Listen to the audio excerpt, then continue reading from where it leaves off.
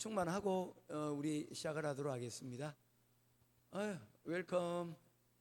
예, 오늘 오신 분들 좋아요. 왜냐면 김밥이 오늘 제공이 됩니다. 예, 깜짝. 우리 저 찬양 좀 들어주세요. 네네, 충만입니다. 소리 좀 크게.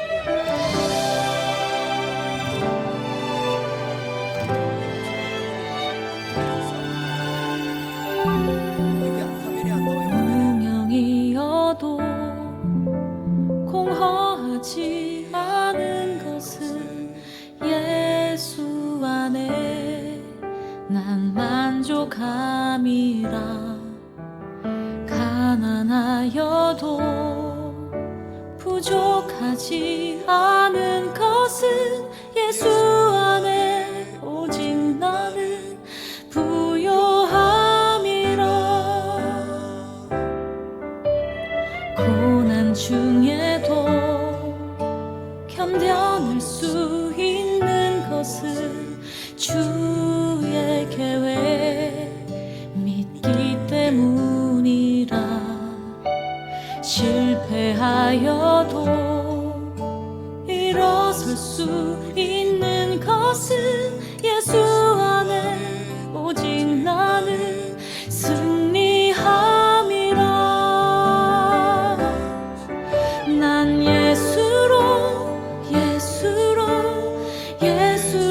충만하네. 난 예수로 충만하네. 난 예수로 충만하네. 영원한 왕 내 안에 살아 계시네.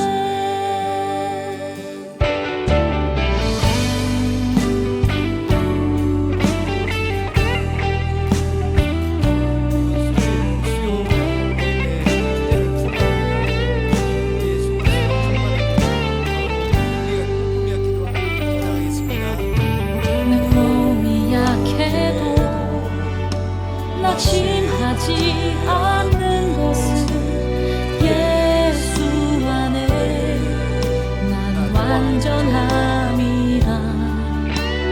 화려한 세상 부럽지 않은 것은 난 예수로 충만함이라.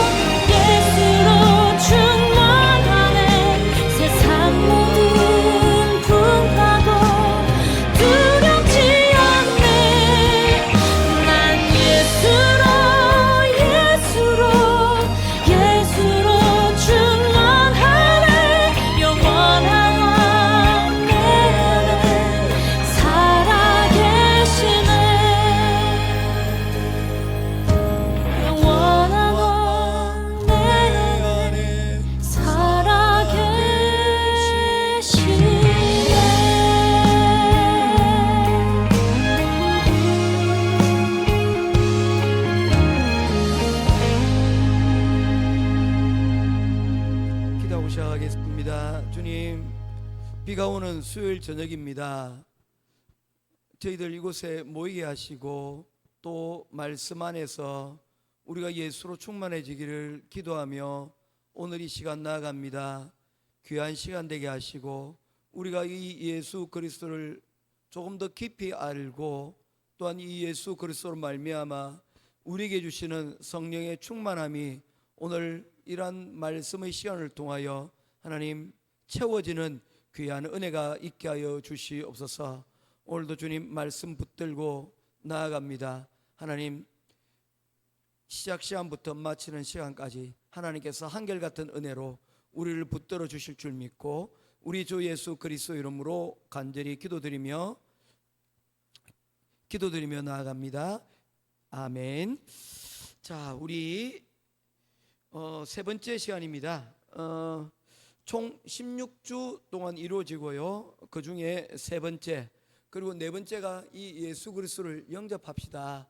요한복음 1장 12절 말씀 중심으로 다음 주까지 하게 되어지고, 나머지 12주간을 이제 우리가 큐티하는 법, 또 다음 주에 우리가 예수 그리스도로 충만하게 예수 그리스도를 중심으로 산다는 게 어떤 것인지에 대해서 우리가 조금 더 살펴보도록 하겠습니다. 자, 예수 그리스도를 우리 마음의 중심에 모신다는 것, 이것은 어떤 것이냐면요, 우리가 어떤 일들을 결정하고 살아가는 데 있어서 우리의 중심이 나타나게 되어 있습니다. 제가 오래전에 초등학교 때 학교 도서관에서 봤던 책 가운데 하나가 셜록 홈즈에 관한 내용이었습니다. 이 셜록 홈즈의 이야기에 보게 되면 셜록 홈즈가 가짜로 이렇게 화재 사건을 일으킵니다. 실제로 불을 일으킨 게 아니라 연기가 날 만한 것을 물건을 던져서 그곳에서 용의자가 무엇인가를 집으로부터 들고 놓는가를 찾기 위해서 그렇게 일부러 테스트를 합니다. 이렇게 만약에 여러분 가정 가운데 갑자기 불이 났어요. 우리 집사님, 현 집사님, 뭐 생각나시는 거 있습니까? 들고 놓을 거. 아이고, 다 타도 좋다. 난 상관없다. 뭐 내 몸이나 내가 나왔으니까 나는 땡이다. 그렇게 하시겠습니까? 아니면 뭐부터 떠오르시겠습니까? 몸만 나오실 것 같습니까? 그래요. 우리 사모님 뭐부터 들고 놓으시겠습니까? 그래요. 저한테 한번 질문해 보세요. 우리 집사람 저 안에 있나 없나? 아니라고 고개를 바짝바짝 흔드는데 의심막이야 물러갈지어다. 그 안에 가장 소중한 것, 그것이 무엇인가가 있다면 그것을 들고 나오지 않겠습니까? 어머니 같은 경우에는 아이들이 그 곳 가운데 있는지 없는지, 혹은 그 곳 가운데 소중하게 생각하는 물건이 있다면 그 물건을 가지고 놓으려고 하지 않겠냐는 거죠. 마찬가지입니다. 우리가 예수 그리스도를 믿는다는 것은 우리 예수 그리스도께서 우리의 가장 소중한 것이라는 것을 우리가 인정하고 그 예수 그리스도를 우리 삶의 삶의 기준으로 살아가는 것입니다. 그래서 내가 오늘 이 선택을 할 때 정말 하나님이 기뻐하실까, 이렇게 생각하는 것이 바로 믿음이라는 겁니다. 우리가 뭔가를 결정할 때 그 1차원적인 인간, 2차원적인 인간이라는 그런 책의 내용을 기록을 하신 분이 있습니다. 자, 우리 다일이 나중에 어차피 인문학 가면 공부를 하게 될 건데 1차원적인 인간은 어떤 인간일까요?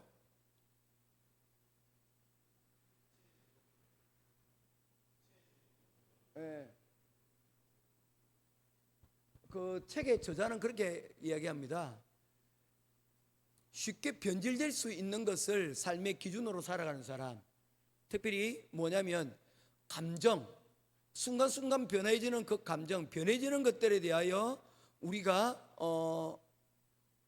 그 감정을 따라가는 사람을 가리켜서 1차원적 인간이라고 이야기를 하고요, 2차원적 인간은 그것보다 조금 더 변질되기 어려운 것, 조금 더 잘 변질이 안 되는 것을 붙들고 살아가는 사람을 2차원적이라고 하는데, 다산이 2차원적인 사람이 가지고 있는 기준은 뭘까요? 어떤 게 있을까요? 그 사람은 그렇게 얘기합니다. 지식이라고. 그 당시에는 맞지만 또 세월이 지나가면서 또 바뀌는 지식들이 있지 않습니까? 그래서 지식 또한 언젠가는 변질이 되어질 수가 있다는 겁니다. 그래서 3차원적인 인간이 있는데, 이 3차원적인 인간은 뭐냐면 영원히 변치 않을 그 진리를 붙들고 살아가는 사람입니다. 그래서 그것을 변치 않는 것들을 여러분 붙들고 사는 사람인데, 그리스도인에게 있어서 이것은 믿음입니다. 영원히 변치 아니할 바로 그 믿음을 붙들고 그 진리를 붙들고 살아가는 것이죠. 이 삼차원적인 인간을 얘기했던 분은 그것을 사랑이라고 또 이야기를 하기도 합니다. 그런데 우리 사랑이라는 게 어떻습니까? 우리 현재 사랑이 변해? 변할 것 같아? 사랑이 변할 수도 있습니다. 그런데 그 사랑이 어디에 기반하고 있는 사랑이냐에 따라서 다를 수가 있다는 거죠. 예. 그것이 감정에 기반한 것인지 아니면 그 사랑 또한 가볍기 그지없다는 것입니다. 그러면 어떤 의리에 기반한 것인지 그건 좀 더 낫겠죠. 그러나 그 또한 변질될 수 있는데, 영원한 부모와 자식 간의 그 사랑에 기반한 사랑이라면 여러분 이것은 쉽게 변하지 않는다. 그렇게 그분은 그렇게 이야기를 하더라고요. 세상에 사실 영원한 게 어디 있겠습니까만은 영원히 변치 아니할 것에 대하여 목표를 우리가 삼고 있다면 그것이 바로 오늘 우리의 믿음, 중심 대신 예수 그리스도를 믿는 믿음이라고 말씀을 드릴 수가 있습니다. 그래서 우리가 이 12주 동안에 우리가 넉 주 동안이나 이 예수 그리스도에 대해서 우리가 할애를 하는 것은 바로 이 예수 그리스도를 믿는 믿음이 우리가 다시 한 번 더 정립되지 않으면 나머지 것들, 기도, 말씀, 그 다음에 교제와 전도, 이 모든 것들이 다 갖추어진다 할지라도 결국에는 이 모든 것들은 다 부차적인 것에 불과하다는 것입니다. 가장 핵심적인 것은 뭐냐면 예수 그리스도가 내 삶의 센터에, 중심에 놓여져 있는가. 그렇다면 우리는 그 중심에 있는 예수 그리스도로 말미암아 다시금 언제든지 회복될 수 있는, 마치 오뚜기가 여러분 무게 중심이 그 안에 두기 때문에 넘어졌다가도 다시 일어나는 것처럼 우리가 회복할 수 있는데, 이 중심에 있는 예수 그리스도, 중심 대신 예수 그리스도가 충만하지 않으면 우리는 넘어졌다가도 여러분 다시 일어날 수기가 어렵다는 것을 말씀하고 있는 거예요. 그래서 다시 한 번 더 우리가 믿는 예수 그리스도가 어떤 분인지를 다시 한 번 더 생각할 수 있는, 굳게 붙잡을 수 있는 그런 시간 되기를 바랍니다. 자, 우리 첫 번째, 오늘은 총 9개의 문항으로 구성이 되어져 있습니다. 1번입니다. 예수께서는 자신이 죽은 후 어떤 일이 일어날 것이라고 말씀하셨나요? 마태복음 16장 21절입니다. 같이 읽도록 하겠습니다. 시작. 이때로부터 예수 그리스도께서 자기가 예루살렘에 올라가 장로들과 대제사장들과 서기관들에게 많은 고난을 받고 죽임을 당하고 제3일에 살아나야 할 것을 제자들에게 비로소 나타내시니, 예수님께서는 십자가에 달려 돌아가시기 훨씬 이전부터 예수님께서는 자신의 죽음에 대해서 이미 말씀을 하셨습니다. 오늘 마태복음 16장 말씀은 예수님께서 예루살렘에 올라가시기 훨씬 이전에 어디에서? 가이사랴 빌립보, 지난번에 한번 말씀을 드렸죠. 가이사랴 빌립보는 우리 현영미 집사님 어떤 곳입니까? 황제의 이름이 2개가 있는 곳이라고 그랬습니다. 가이사, 로마의 황제의 이름과 헤롯 빌립이라고 하는 그 2명의 황제, 로마의 황제와 유다의 황제의 이름이 2개가, 여러분 그 2개의 이름이 함께 복합적으로 명칭이 새겨진 도시입니다. 그러다 보니까 이 도시는 뭡니까? 상당히 공들여서 지은 도시일 수밖에 없는 거예요. 기준이 있다는 겁니다.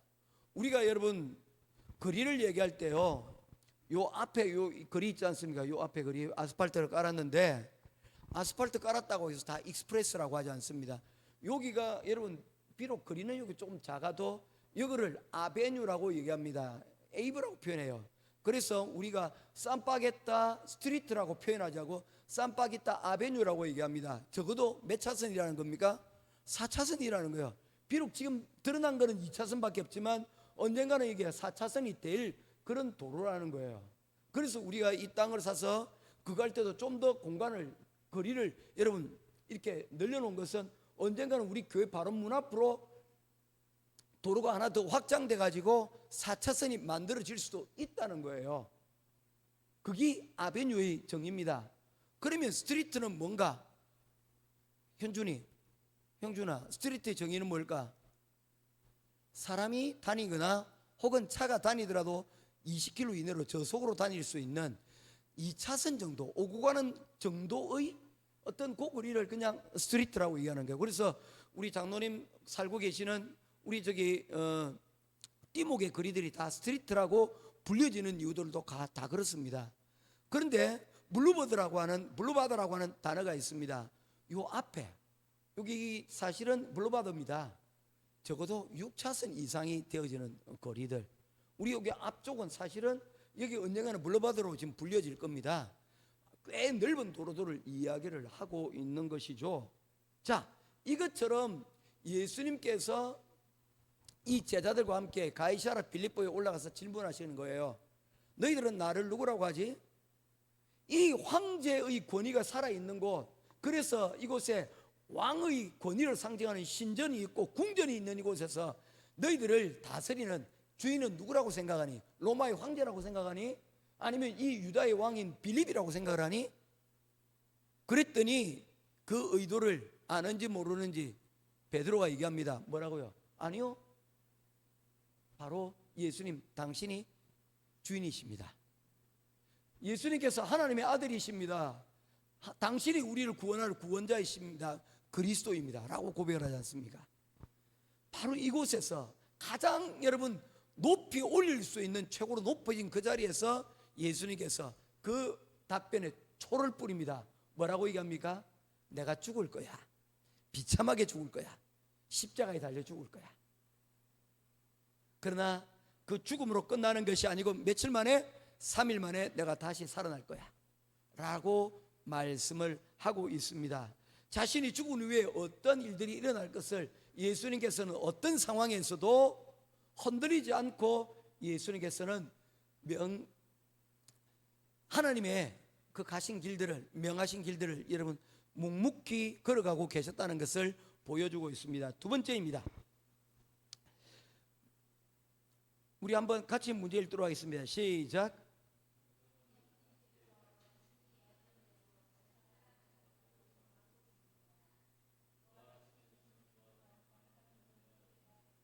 예, 부활하신 예수님을 본 사람들은 누구였나요? 고린도전서 15장 3절에서 8절입니다. 그 중에 우리 제가 본문 말씀을 해놓은 부분만 한번 같이 읽도록 하겠습니다. 시작. 게바에게 보이시고 후에 12제자에게와 500여 형제에게 일시에 보이셨나니 그 후에 야고보에게 맨 나중에 만삭되지 못한 여난자 같은 내게 또 보이셨느니라. 아멘. 자, 이 부활하신 예수 그리스도를 본 사람이 여러분 어떤 사람들이었다고 얘기를 하고 있습니까? 첫 번째 부류는 뭡니까? 예수님의 제자들입니다. 베드로 12제자라고 이렇게 표현을 하고 있지 않습니까? 그들에게 제일 먼저 나타나셨습니다. 무덤을 찾았던 여인 마리아에게 나타나셨을 뿐만 아니라 예수님과 함께한 제자들에게 예수님께서 나타나셨습니다. 그리고 누구에게? 500여 형제, 예수님의 이 부활을 목격한 사람이 한두 사람, 예수님의 제자에 국한되어져 있지 않다는 것입니다. 500여 사람들이 이 일에 대하여 정인이 있었다라고 말하고 있는 거예요. 자, 12명 정도면 어떻습니까, 장로님? 정언을 조작할 수 있을까요? 조작할 수 있을 거예요. 그렇지 않습니까? 그게 또 예수님과 굉장히 친분이 있었던 사람들 아닙니까? 12제자들이니까 그럴 수 있습니다. 그런데 500명의 사람들에게 믿기도 어려운 이 부활의 이야기를 조작한다는 것은 사실상 불가능에 가깝습니다. 그래서 바울 사도가 이 고린도전서 15장에서 뭐라고 얘기하고 있느냐, 이게 500명이나 증인들이 있으니까 이거는 사실상 조작은 불가능한 거야.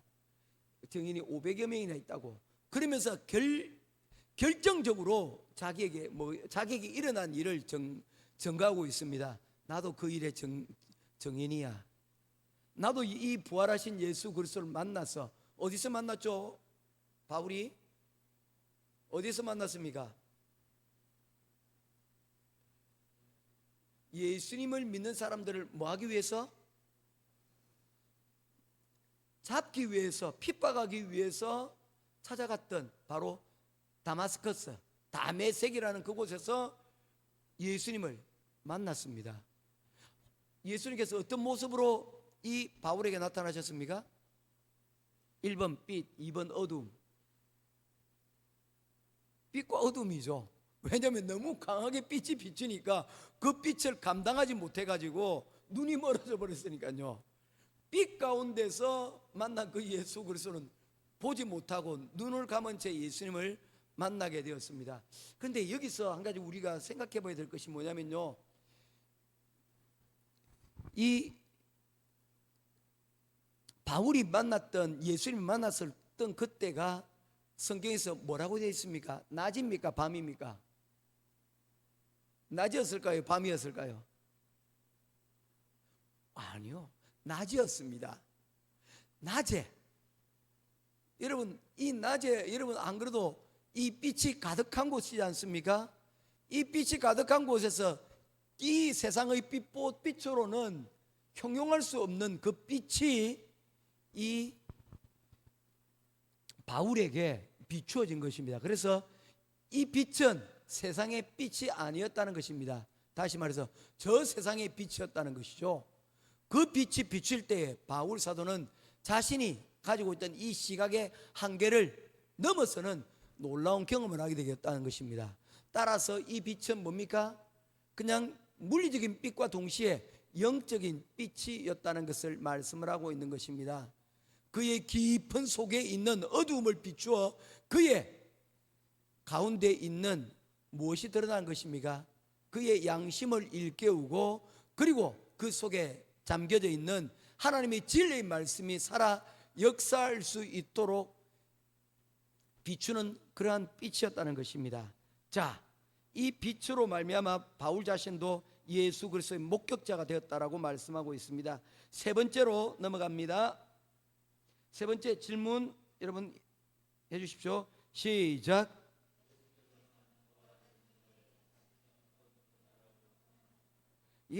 예수님께서는 부활하신 이후에 자신을 어떤 존재로 여러분 선언하고 계십니까? 마태복음 28장 18절입니다. 같이 읽도록 하겠습니다. 시작.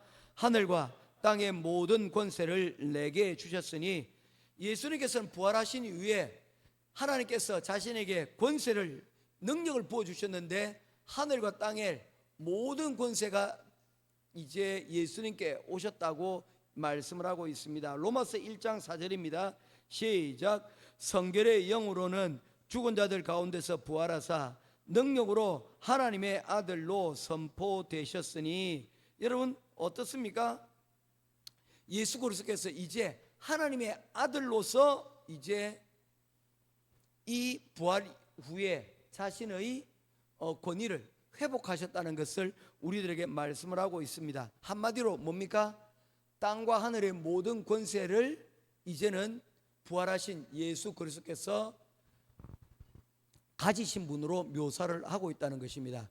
그렇기에 이제 이 부활하신 예수 그리스도를 믿음으로 말미암아 우리는 완전히 회복되어진 이 예수 그리스도의 자녀가 되었다는 것을 우리들에게 말씀을 하고 있다는 것입니다.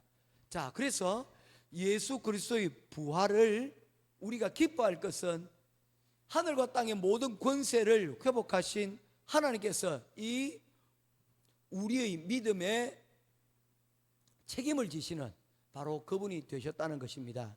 자, 그래서 우리가 부활하신 예수 그리스도를 믿는다는 것은 얼마나 중요한 것인가를 우리에게 말씀을 하고 있습니다. 네 번째입니다. 같이 질문하도록 하겠습니다. 같이 읽겠습니다. 시작.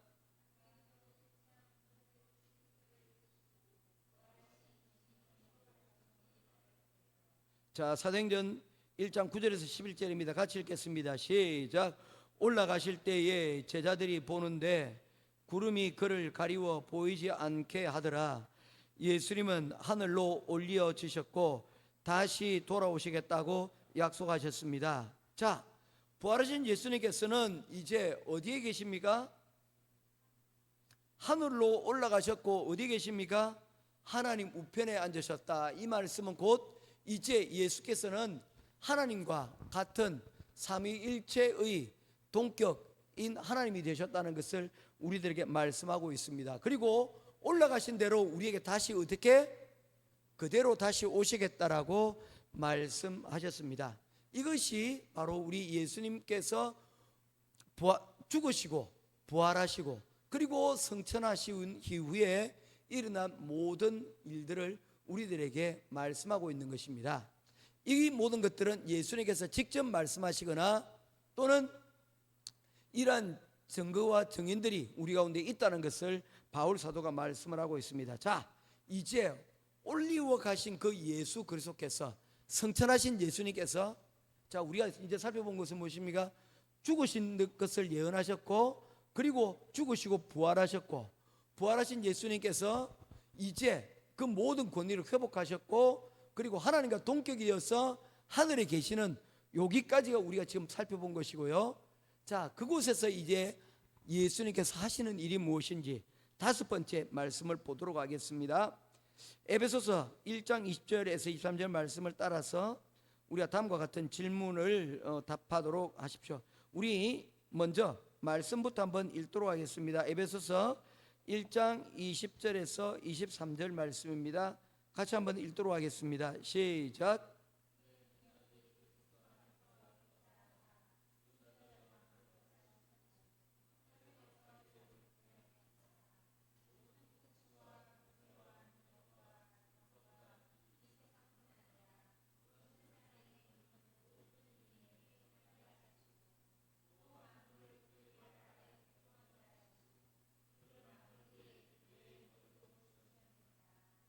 아멘.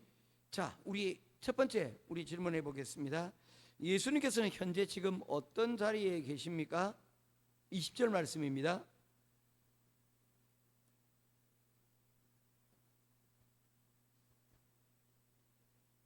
우리가 이전에 했던 그 내용 그대로입니다. 예수님은 지금 어디 계십니까?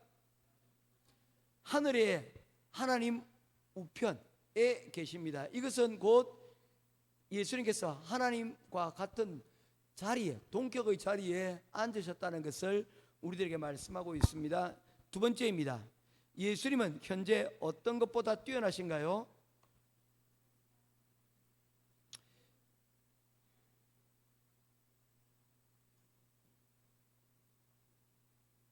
어떤 것보다 뛰어나신가요? 이 세상 어떤 존재보다도 더 뛰어나시다고 말씀하고 있습니다. 우리 베드로가 얘기를 했지 않습니까? 예외 예수님께서 이 질문하셨을까? 너희는 나를 누구라고 생각하느냐? 라고 물을 때 예수님께서 우리의 주인이 되십니다. 세상 사람들은 황제가 높다, 세상 사람들은 빌립 헤롯이 우리를 실질적으로 통치한다 얘기하지만 우리에게 실제적인 주인 되시는 분은 예수 그리스도 바로 당신이십니다 라고 지금 이야기를 하고 있는 것이거든요. 그것을 다시 한 번 더 상기시키는 것입니다. 예수님께서는 이 세상의 어떤 존재보다, 왕보다도 더 높으신 분이십니다 라고 얘기를 하는 것이죠. 우리 동일하게 질문하겠습니다. 자, 우리 현지야, 현지는 예수님을 어떻게 생각하니? 예수님은 이 세상 누구보다도 가장 위대하신 분이십니다 라고 말할 수 있을까? 제가 이번 주에 생일이었는데 하나 좀 제가 자랑 좀 하려고요. 아들들이 각각 뭐 선물들을 하나씩 준비를 했어요. 밥을 한 사람은 사고요, 신발도 준비하고요, 뭐 이렇게 여러 가지 준비했는데 제가 사실은 되게 감동받았던 것은 한 주일 학생이 글을 써서 저한테 이렇게 보내줬는데 그런 뭐 그냥 다른 내용들은 별로 생각이 안 나는데 이런 내용이 있었어요. 목사님은 저에게 하나님이 어떤 분이신지를 알게 해주신 분이에요 라는 그 내용이 있는데 그래서 고마워요 라고 한 거예요. 제가 그 어떤 내용보다도 이게 참 기억에 남았습니다. 작년 안에 들었던 칭찬 중에 제일 귀한 칭찬 중에 하나였던 것 같아요. 제가 이번에 받았던 칭찬 중에 하나가 저희 아내가 그렇게 했던 거예요.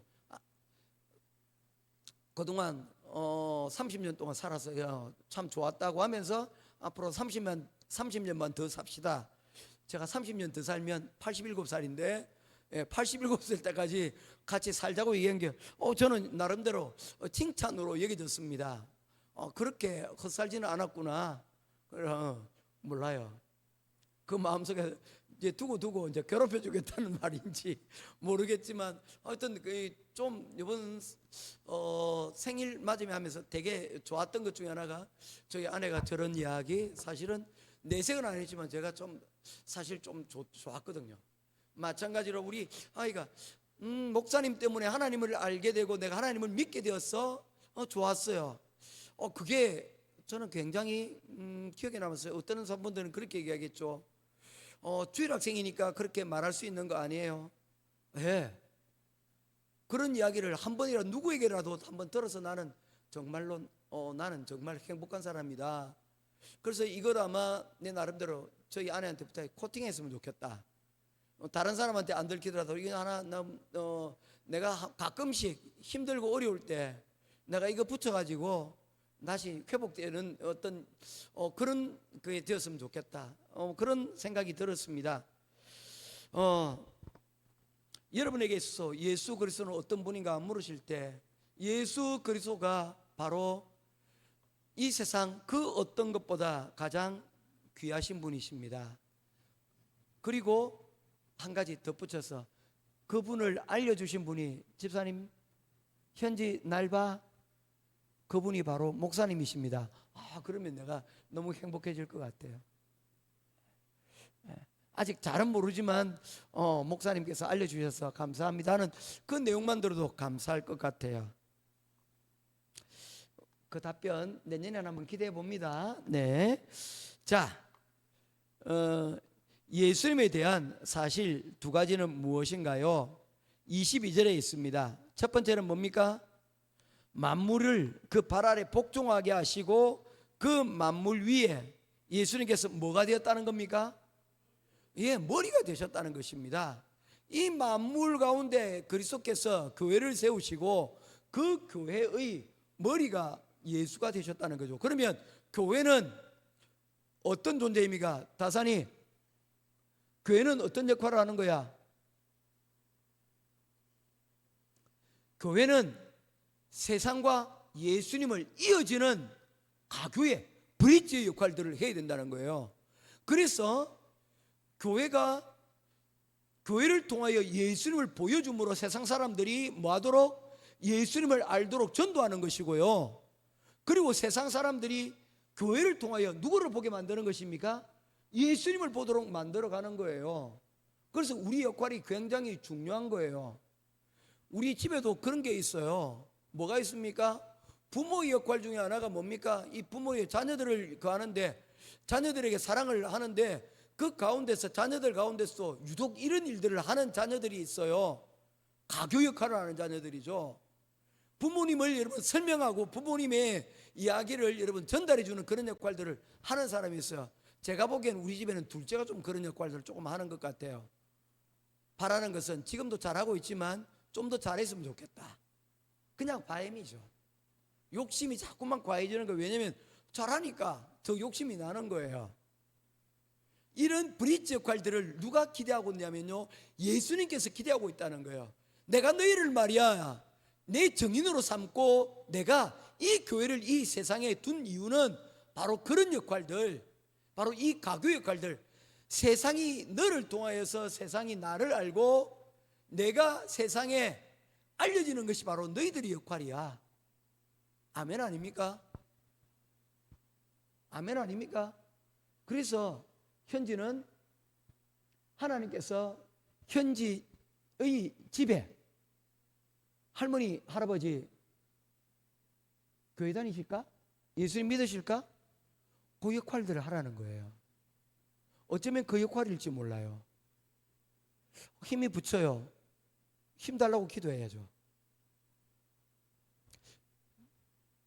나를 보내신 바로 그곳에 하나님의 사명이 여러분 있다는 거예요.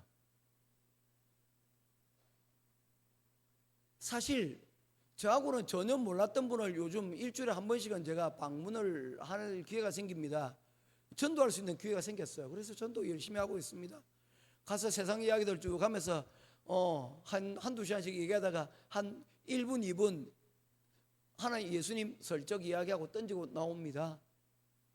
이제 조금 친해지고 있는데 조금 그 가운데서 언제 기회가 되어지면 아예 성경 우리 공부하고 있는 걸 들고 들어가려고 한번 슬쩍 던져보고 지루하게 느껴지면 또 세상 이야기 쭉 하다가 한번 어떻게든지 좀 그렇게 해보려고 기회가 생긴 거예요. 제가 작정하고 들어간 게 아니라 그런 기회가 생겨서 그 기회를 제가 하나님이 주신 기회로 지금 생각하고 있는 거예요. 우리에게도 여러분 그런 기회들이 분명히 있다는 겁니다. 우리 거기도 보면 장로님 댁에도 가면 여기 보면 붙여놓은 거예요. 주일은 쉽니다. 이분이 뭐다? 교회 다니시는 거구나 라는 것 아닐까요? 나름대로 우리가 예수 그리스도의 이 것에 대하여 우리가 세상의 가교의 역할들을 우리가 잘 감당할 수 있는 우리들이 되었으면 좋겠습니다. 그걸 어떻게? 지혜롭게 드러내거나 아니면 은근히 어떤 모양으로서도 그것을 우리가 이 가교의 역할들을 가지고 있다는 것을 우리가 알고 있다면 분명히 기회가 주어질 줄로 믿습니다. 저와 여러분들이 이 역할들을 잘 감당할 수 있는 저와 여러분 되기를 바랍니다. 자, 그리고 역할 또 어떤 것이 있습니까? 만물을 다스리시는 분이고 교회의 머리가 되십니다. 예수님에 대한 사실입니다. 자, 6번 우리 보도록 하겠습니다. 6번 질문해 주십시오. 시작.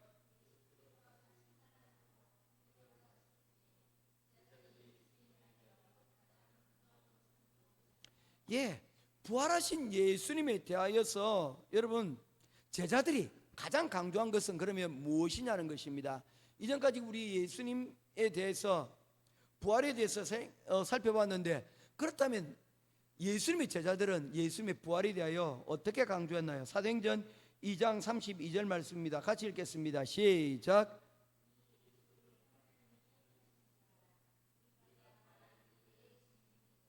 사도행전 4장 33절 시작.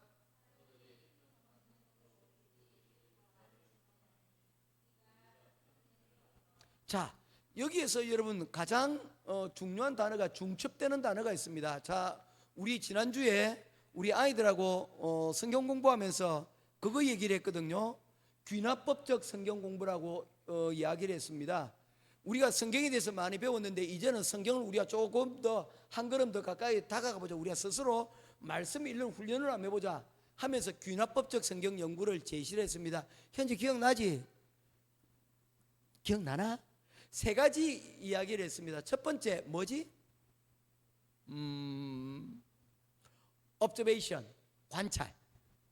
그러니까 그냥 성경에 나오는 것들 가운데서 그냥 관찰하는 겁니다. 그래서 어떤 사람이 등장을 하는지 아니면 뭡니까? 어떤 장소에서 일이 일어났는지 아니면 반복되는 단어들 있지 않습니까? 그거 어떤 건지 이렇게 보는 거예요. 이게 관찰이고요. 두 번째는 뭐냐면 해석입니다.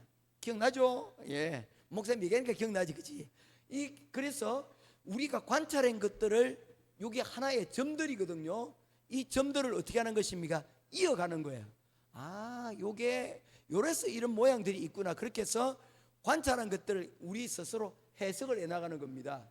그리고는 이것이 우리 삶에 한번 적용해 보는 거예요.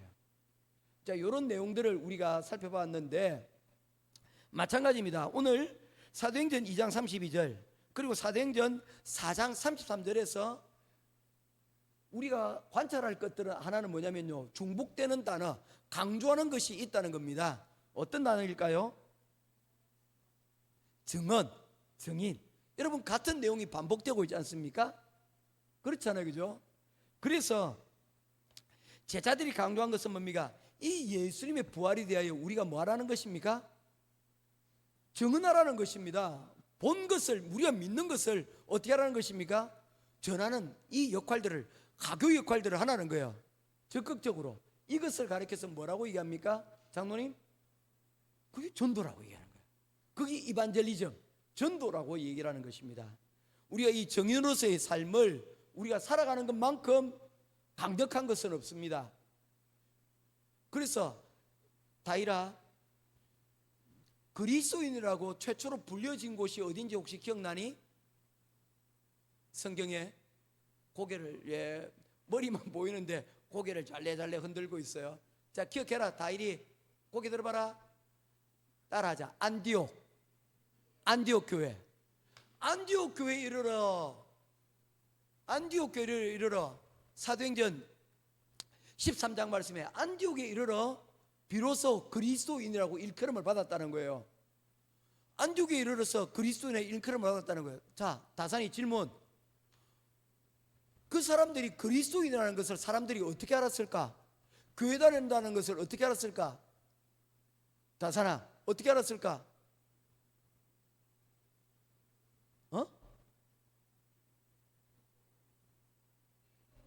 행동으로 어떤 행동으로 보여줬을까?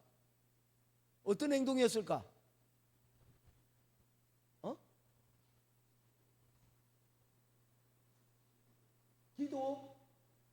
기도예요? 기본? 잘 안 들려요. 뭐예요? 그러니까 기도하는 거. 맞습니다. 가장 적극적인 것 중에 하나가 뭐냐면 사람들 앞에서 밥 먹기 전에 기도하는 거. 이거 정말 가장 그건 거예요. 너 왜 기도하니? 보이잖아요, 그죠? 마찬가지로 전도가 가장 강력한 뭡니까? 내가 그리스도인임을 드러내는 거예요. 사람들에게 교회 다니세요? 뜬금없이 얘기하는 거예요. 왜요? 제가 사실은 장로입니다. 내가 집사입니다. 내가 사실은 목사예요. 이것만큼 강력한 내가 그리스도인이라는 걸 증거할 수 있는 것은 없어요. 안디옥 교회 사람들이 아마 모여서 기도하고 아니면 길거리 서서 찬양을 했을 수도 있어요. 저는 전도라고 봅니다. 그래서 사람들이 저 사람들은 교회 다니는 사람이야, 저 사람들은 그리스도인들이야 라고 이렇게 일컬음을 받지 않았을까? 저는 그렇게 생각합니다. 이게 바로 정인의 삶이라는 거예요. 우리가 이 모든 일에 부활하신 예수 그리스도를 믿는 것을 뭐 하는 것입니까? 정언해내는 것입니다. 저는 할 수만 있다면 저는 한 가지 계획이 올해 연말이 다 가기 전까지 우리 학생들하고 나름대로 다 연말 되기 전에 우리 마누알이 가가지고 애들하고 토요일에 한 달에 한 번 정도 같이 놀아주는 거예요. 확장 성경학교 애들에서 그냥 아이들하고 열심히 좀 놀아주고 아이들한테 먹을 것도 같이 좀 나눠주고 그러면서 짤막하게 5분 10분이라도 말씀을 전할 수 있는 그런 기회를 한번 가지는 거. 그래서 아이들이 우리 길거리 지나가다가 우리 아이들, 우리 학생들 보면 저희들 우리 교회 왔었는데 그게 저는 정인의 삶이라고 저는 생각을 합니다. 그렇지 않겠어요? 그죠? 저는 그게 우리의 정언의 삶이라고 생각합니다. 우리 한번 언제 또 기회가 되지면 우리 한번 다 잡아놓고 성탄절 같은 날 우리 출발할 때 새벽송 돌기 출발할 때 거기 SM 바로 앞에 쭉 가가지고 같이 모여가지고 우리 캐롤송 한번 부르고 출발하면 그것도 나는 좀 의미 있는 일이라고 저는 생각을 하거든요. 될까? 그런 부분들이 있는 거예요. 자, 우리 시간이 이제 많이 갔기 때문에 그래도 우리 딱 7번까지만 오늘 하고 뒤에 8번은 마쳐야 될 것 같습니다. 7번입니다. 같이 읽도록 하겠습니다. 시작.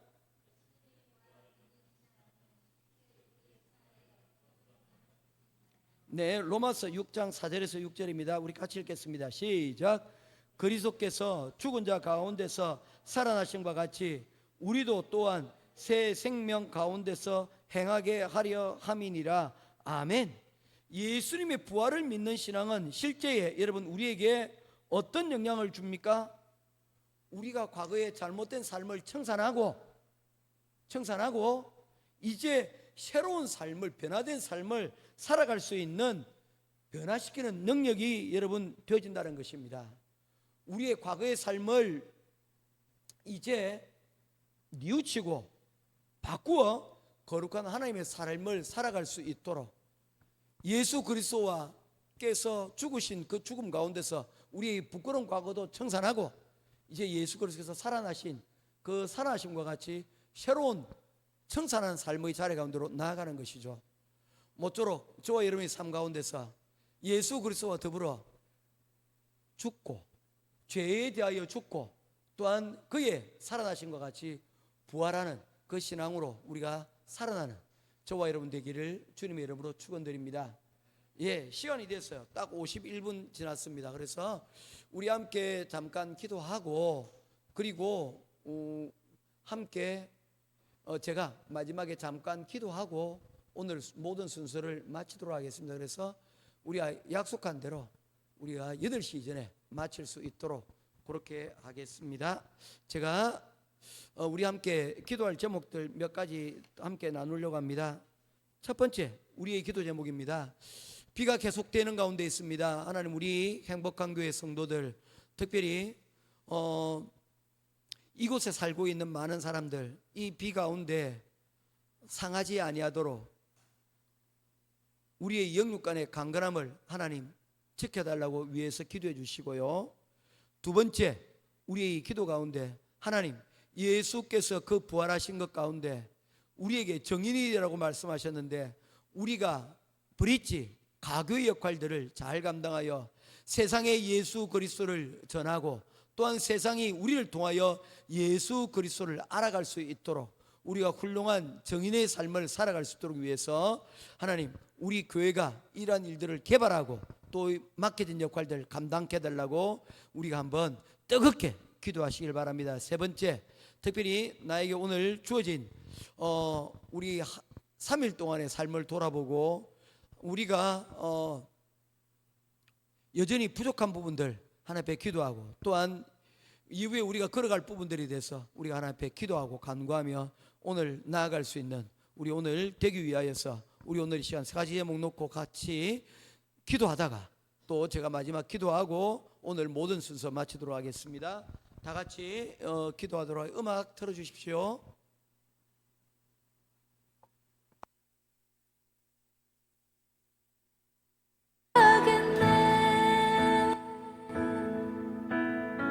아멘. 아무런 자격도 없는 나를 위해 아무런 소망도 없는 나를 위해 사랑한다 사랑한다 사랑한다 말하시네 이 낮은 날 위해 다시 한번 아무런 자격도 없는 나를 위해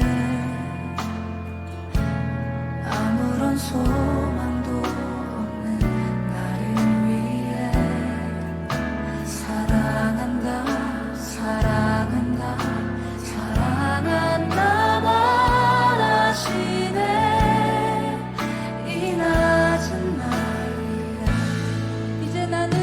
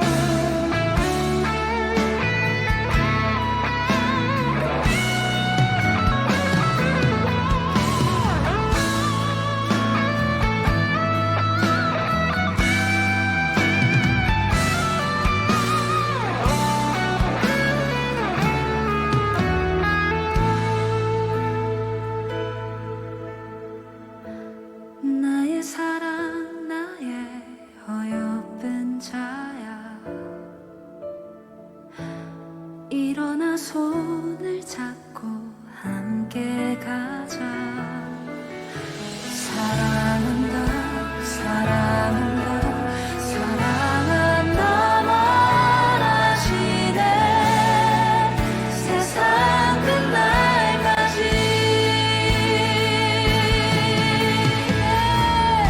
이제 나는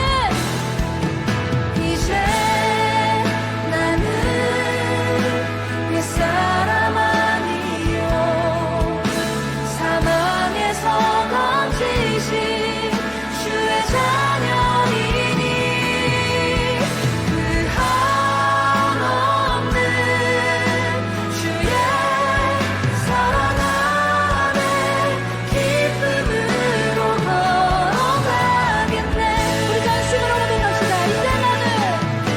이제 나는 옛사람 아니요 사망에서 건지신 주의 자녀이니 그 한없는 주의 사랑 안에 기쁨으로 걸어가.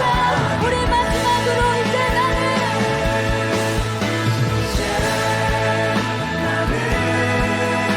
옛사람 아니요 사망에서 건지신 주의 자녀이니 그 한없는 주의 사랑 안에 기쁨으로 걸어가. 우리 목소리로 고백합시다. 이제 나는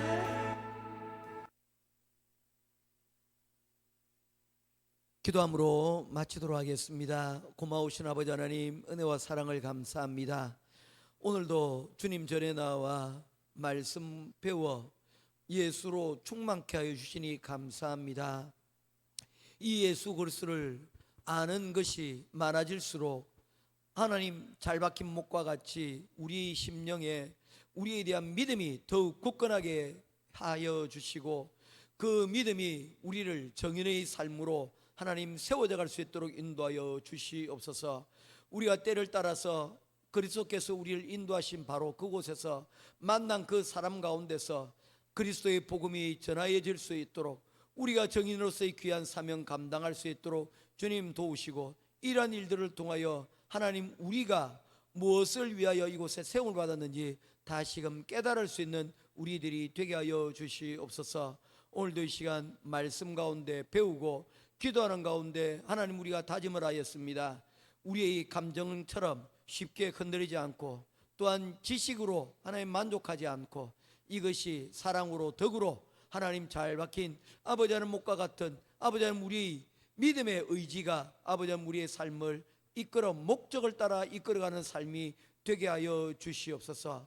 바라옵기는 우리의 삶이 결과로서 우리의 믿음의 과정들을 증명해내는 그러한 하나님 정인의 삶을 살아가는 우리들이 되기를 간절히 소원하오며, 오늘도 우리에게 축복하실 하나님께서 오늘 밤 가운데서도 우리를 인도하시고 충만케 하여 주시기를 간절히 소원하오며 우리 주 예수 그리스도 이름으로 간절히 기도드리옵나이다. 아멘.